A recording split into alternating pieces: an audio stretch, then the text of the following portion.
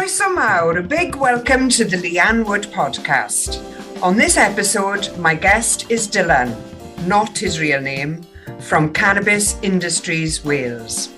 I've known Dylan for a number of years and we've worked together on issues around drugs reform in relation to cannabis and on wider economic development questions, as well as campaigning for cannabis to be easily available to people who can benefit from it medicinally.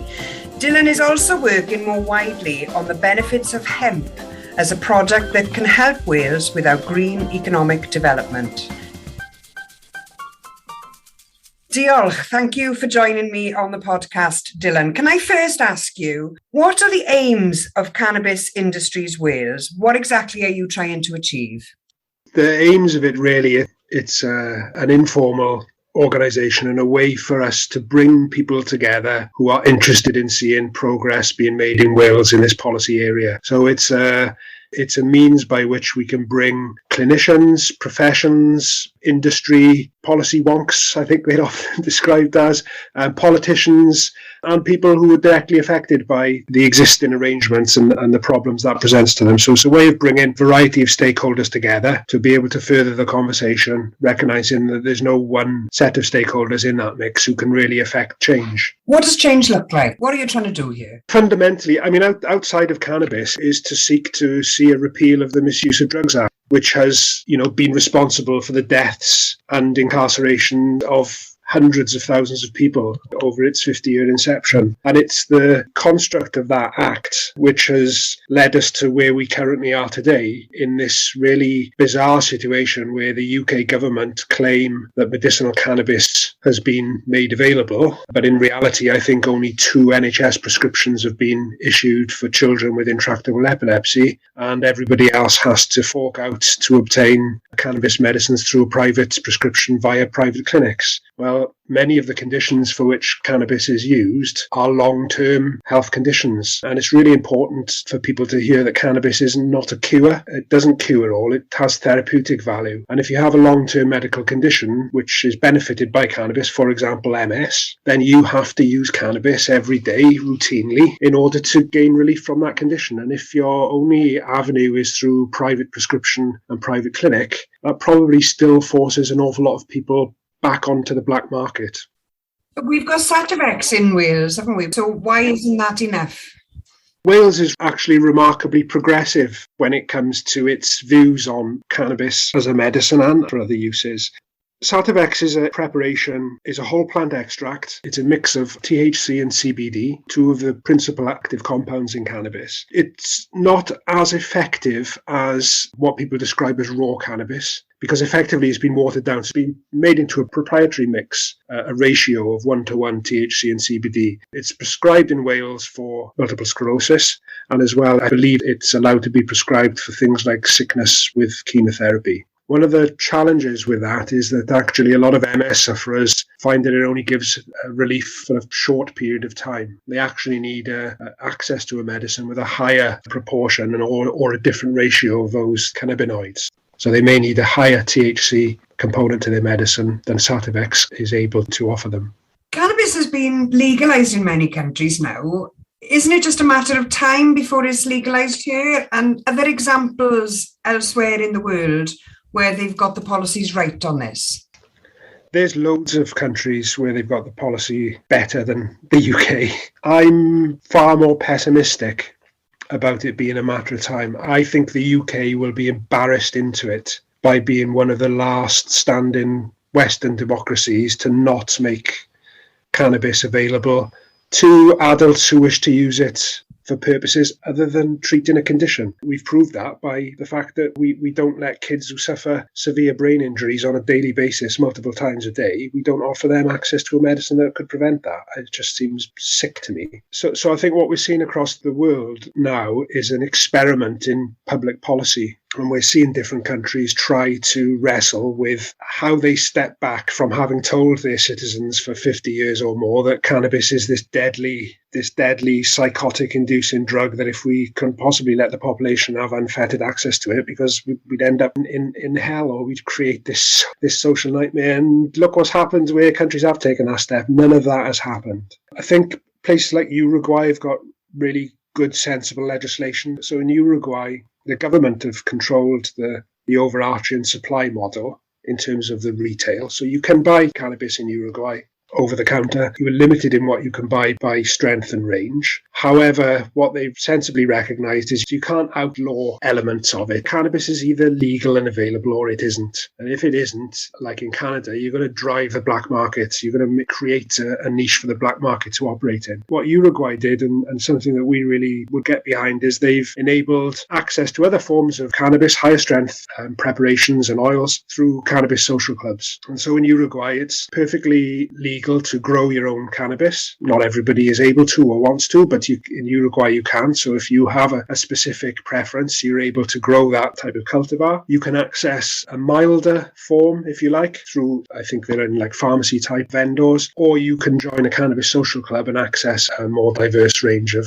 medicines. And what that does then, it makes sure that the black market can't really feature anywhere, because the black market has got no interest in producing lower strength herbal cannabis. So the government has filled that space. Social clubs have met the need for more esoteric preparations and more niche sort of offering, and they have a medical access channel for everything else. So Uruguay's got a really sensible view on it. I think a lot of US states are getting there in terms of a sensible model. Canada, I think, has made some real big mistakes. What you've got in Canada is a very strong black market still, which is undermining the legal channels. Really interesting to see, Leanne, that Canada have created more offences for cannabis now than they had under prohibition. So there's a real balance to be struck when you're trying to legislate for something like this, that you don't over-legislate. You end up creating more offences than you had when it was illegal. You haven't really solved the problem, and you've probably given your enforcement organisations more of a headache. Yes, and surely part of the idea of legalisation or reducing restrictions is to free up those resources on crime enforcement. I'm concerned as well about the dangers of multinational corporations taking control and taking all the profits. What could we do to ensure that those mistakes are not made if we were able to develop such an industry in Wales? So you know my views on this in Wales. Really, we've got to view the development of policy in this area as a social justice issue first and foremost. So we've got to put right what we've done to people. We've got to address the fact that people of colour have been unfairly targeted from drug policy in the UK. We've got to correct that. So we've got to expunge convictions. We've got to enable people who have had a conviction under prohibition to be able to operate in a legal environment. So most of the expertise and the know-how on producing high-quality, safe medicines is sitting in the criminal underworld, for want of a better word. So there are many people within the cannabis scene in the UK who are classified as criminals. They're anything but they understand how to grow and produce good quality medicine. And what we're seeing with some of these larger private clinic operators now, actually there's an awful lot of product recall notices going out. So if you let accountants grow cannabis, you probably won't get as high a quality product as if you let somebody who understands the plant, if you enable them to be able to grow it. And so the model that we should be working towards putting in place should be a community-based model, a cooperative model, where either the product is produced at cost, so you have a not-for-profit model produced by organisations, by community collectives, or you have a fully commercial model, but you don't restrict the number of operators that you have. You treat it like alcohol. So I could set up a microbrewery tomorrow, and with a couple of forms to the local council, I could start brewing my own beer and branding it and selling it and all the rest. And as long as I met certain criteria, I'd have no problem doing that. In Canada, what they did, I think maybe to manage public reaction. In Canada, the government is the monopoly distributor. So in Canada, licensed producers are capped. So the government buys all the cannabis at a fixed price, if you like. It only benefits the very, very large scale producers, because only when you're producing, thousands of tons a year or at scale, do you really get the profit. If the government has capped the price at which you're allowed to sell wholesale cannabis for, that immediately puts the small boutique producer at a disadvantage. So I think we should take an approach which gives it parity with alcohol at the very least. and which doesn't prevent the small individual cottage industry from flourishing. And there's something in there for me about potentially helping the NHS produce its own medicine. We have lots of land in Wales. We have a growing demand for occupational therapy and for rehabilitation to help people recover from injury or illness. And actually gardening is quite a good way to be active. So why can't we have an environment where patients are taught how to grow and produce for themselves as part of their recovery and sort of establishing physical activity again? I think there's lots of innovative models we could and should look at, which aren't the apply for a government approved license. That's going to cost you hundreds of thousands of pounds. Only large companies can even afford to go through that, even in the UK at the moment. So you can apply to the Home Office for a license, but if you haven't got £1 million sitting in the bank, you're not going to get very far. I love that vision. I think that could really, really work for Wales. But where do you think public opinion is on this question now? After 5 decades of the war on drugs and the misinformation and the propaganda that has come with that, are people's fears about drugs still driving the political agenda, do you think? My sense is that the politicians have lost the argument. It's odd, isn't it? We're told that drugs are illegal because they're dangerous, right? But we know that the two drugs which cause the greatest burden of disease in the population are alcohol and tobacco, and they're not illegal. And we've got to get away from that framing up of the argument. You know, we've got to keep drugs illegal because it would be a free-for-all. Well, the free-for-all is happening out there right now. My kids can go out onto the street today and they can come back with anything they want. It's all there. There's no ID required. There's no quality check. The only ID they need is a tenner, and they'll have a bag of whatever is going at time. So we've got to start to reframe that discourse, because I think that the narrative is still owned by the political classes. They are therefore controlling the conversation that happens. Whereas if the public took more control of the conversation and the discourse, that might be the biggest way to move policy along. I think that the public's understanding is still very, very poor. So it's not properly understood because the correct messaging is not able to get out there. So when you've got the UK government still in the Misuse of Drugs Act says, you know, cannabis is Schedule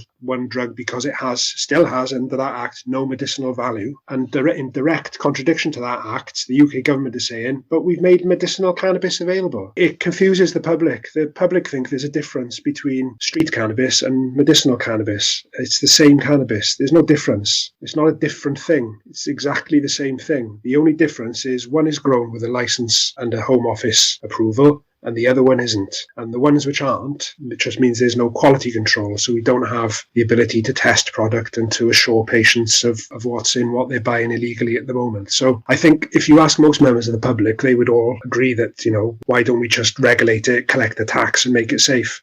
I think you're probably right that the public is ahead of the politicians on this. Well, I think the Sun did a poll, didn't they? And I think 68% of Sun readers, you know, when 68% of the Sun readership say it's time to reform, then the political argument is lost. Yeah, I think you're absolutely right. I want to move on to talk about hemp, because it's an incredible plant and obviously cannabis is linked to hemp. But hemp is a product that we have made much more use of in the past. Why did we stop using hemp? I think that you could go into all sorts of conspiracy territory there. Please avoid that. Cardiff became the biggest coal port in the world off the back of hemp. I mean, that coal went around the world on hemp sails. It was anchored with hemp rope. Hemp was intrinsic to the development of Cardiff as a major port. Hemp makes things like paper production and clothing production much cheaper, much more efficient. But if you start making things cheaper, you eat into profits of big multinationals. And I'm not a big fan of conspiracy theories, but I think there's been a bit of industrial lobbying, because historically lots of the big newspaper owners in America in particular also own vast swathes of forestry, which they used to pulp to make paper for this. So they had the original vertically integrated supply chain, if you like. So they owned the trees, they owned the logging firm, they owned the paper mills, they owned the printing presses. They controlled the whole thing. And when hemp comes along and says, hey, you know, we can make this much cheaper for you, it's not commercially of any interest for them. I think it's also suffered from a bit of fashion, if you like, so it became unfashionable. Other more cheaper products became available, Leanne. I think it's become quite cheap to mass produce plastic, and paper and fibres for clothing by other means. Isn't hemp much more sustainable? Much more sustainable. I mean, the amount of water that it takes to produce an acre of cotton is about 100 times the amount it would take to produce the same quantity of hemp. Every single part of the plant has a use. We got a big challenge around plastics clogging everything up. Hemp-based plastics can be made without the need to go extracting oil from the earth. They biodegrade at a much faster rate than oil-based plastic or petroleum-based plastic. We can make hempcrete for building. We know that it has massive abilities to absorb CO2. We could eulogize about the benefits of hemp all day long. We've lost the connection with the importance of that plant. And we probably just gradually sleptwalked into a situation where farmers just don't produce it anymore now.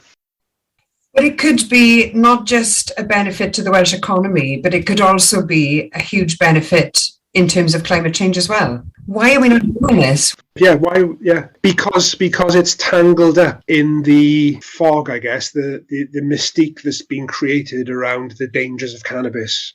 So it's virtually impossible to get licenses even to grow hemp. It's very difficult in the UK at the moment. One of the main profitable outputs from hemp is CBD oil. So hemp is rich in CBD, and farmers should be able to collect those flowering heads every September and produce CBD as a source.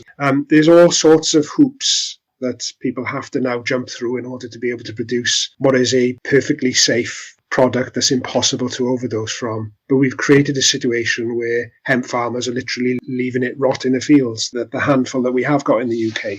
So I think trying to bring industry, the fashion industry's got a big role to play. Wales has got a long history in textile manufacturing. Why can't we grow hemp locally, process it locally, produce thread from that hemp, and then have a properly sustainable fashion industry in Wales?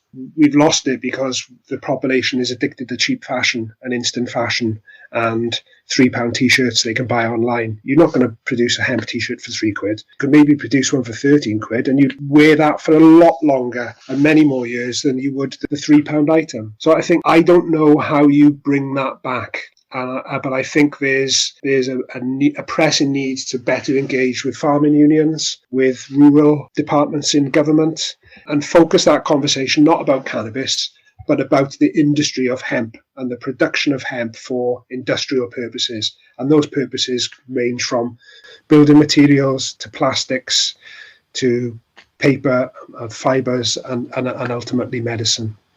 Do you think the devolution of drugs policy and the devolution of the criminal justice system more widely would give us a better chance of having a more sensible and workable law, not just for cannabis, but also for hemp production?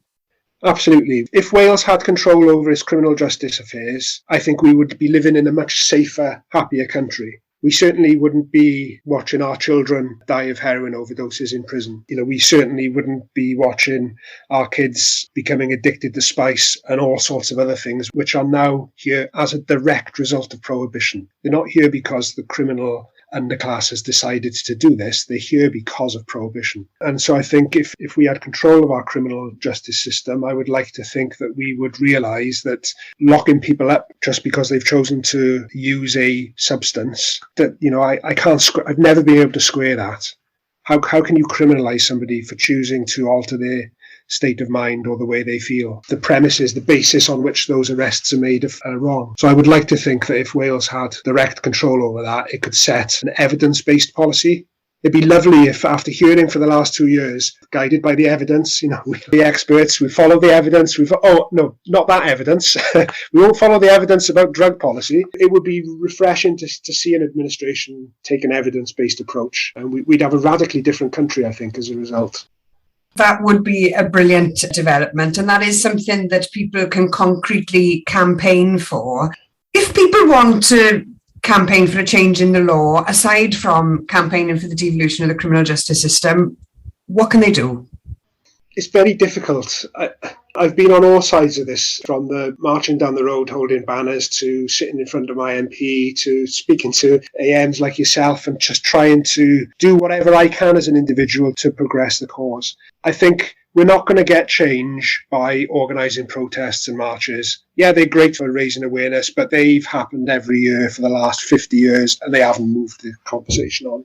I think there's two things we need to do. People need to engage with their local politicians. So they need to be able to, if they want to get involved in this endeavour, they need to be prepared to go and talk to their local councillors. They need to be able to sit in front of their MP. They need to ask their MP to represent their views in Parliament. They need to ask their MP to ask questions on their behalf. My MP is quite reticent to do that, but it doesn't stop me making a nuisance of myself in a polite way. And I do feel like whilst he doesn't agree, he does at least listen. So we'll only change minds if we have meaningful conversations with people. The other thing is if there are people listening to this who are business-minded people who think there's an opportunity in here, we need to help them have a platform, and we need to bring them into that forum where they can intersect with policymakers, with their local council, so that we can start to make a strong case for them to get the support they need to initiate a business in this area.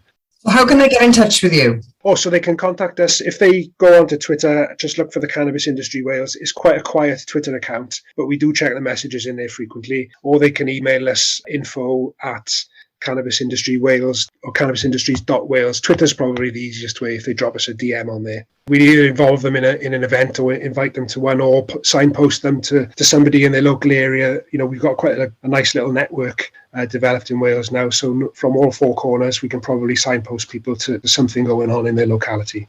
That's brilliant, Dylan. Thank you very much for not only giving us an overview and a background into this issue, but also guiding people to be able to change the situation if that's something that they want to do. I'm really grateful to you for this conversation and for the wider work that you're doing on this. Diolch yn fawr iawn. Likewise. Thank you, Leanne. I'd like to say diolch to those who have helped me with this project. Diolch to the team at Audacity, the open source audio editing software used to make this podcast. Diolch to Nick James for the artwork. Diolch to Llewyn Steffan, the creator of the music. And finally, diolch to all the podcast supporting subscribers. I'm grateful to all of you.